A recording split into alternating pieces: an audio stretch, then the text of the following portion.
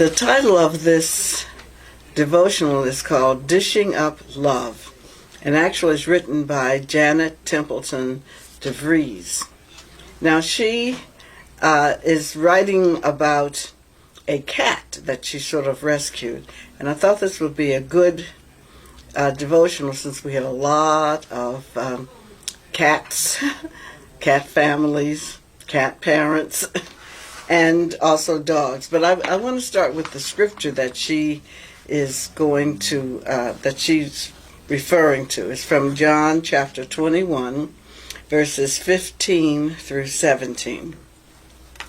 When they had finished breakfast, Jesus said to Simon Peter, "Simon, son of John, do you love me more than these?" He said to him, "Yes, Lord, you know that I love you." Jesus said to him, "Feed my lambs." A second time he said to him, "Simon, son of John, do you love me?" He said to him, "Yes, Lord, you know that I love you." Jesus said to him, "Tend my sheep." He said to him the third time, "Simon, son of John, do you love me?" Peter felt hurt because he said to him the third time, "Do you love me?" And he said to him, "Lord, you know everything. You know that I love you." Jesus said to him, "Feed my sheep." I could see the cat through the glass patio door petitioning for breakfast. I had spent the night at my mother's place, and because she was leaving early in the morning, she had asked me to feed the stray she had recently adopted. Muggs, a Scottish fold, had been beautiful but bore signs of neglect. A piece of one ear was missing, as were most of his teeth. He looked malnourished and was missing patches of fur from his body and twice broken tail. Tests revealed Muggs had been severely abused, and a veterinarian advised my mother he wouldn't live much longer. Undeterred by the diagnosis, Mom started Muggs on a regimen of supplements and high-quality food to make him more comfortable. She made a bed for him in her laundry room, complete with cat door from a previous pet, and lavished him with love. Even though he bore the marks of a hard life, Muggs was dignified and carried himself with tenacity and class. He held his head high and walked as straight as his hobbled legs would permit. Most important, however, his neglect hadn't destroyed his gentle spirit. Despite his difficult life, Muggs was pure, unconditional love, and showed it with his purrs and head bumps. The day I was to tend to Muggs was unusually chilly for Texas.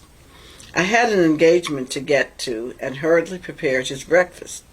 When I finished, I grabbed the bowls, slung my purse over my shoulder, and flew out the door. Muggs was outside waiting. "Morning, Muggs," I said offhandedly while quickly setting the bowls on the concrete and rushing past him. "Eat heartily."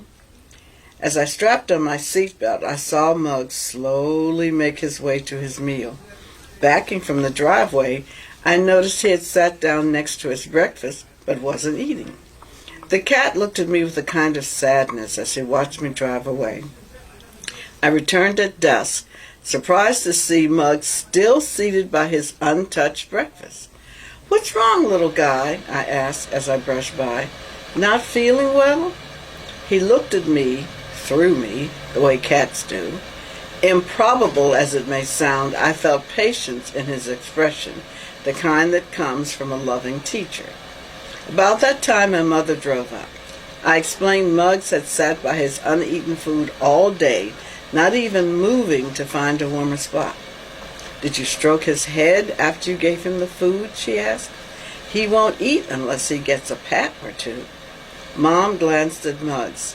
After his head pat, he'll look up at you and give you a smile of thanks. Can you believe it? An actual smile. She nodded. After his pat, he'll eat. By then she was stroking Muggs. "He's such a cutie. I just assumed that you would take some time with him when you fed him." But I hadn't. I had hardly acknowledged him as I focused on my schedule. I realized Muggs had felt this rushed attitude because he needed love more than he needed food. I crouched to stroke Muggs's ears. His eyes looked on mine with such love, humbling me. Lesson learned. We all need food to survive, but it always tastes better when served with love. But I discovered the lesson goes deeper still.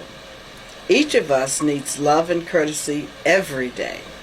Maybe intentionally withholding such kindnesses from others is a kind of mistreatment. If we don't feel loved and respected, we're harmed emotionally.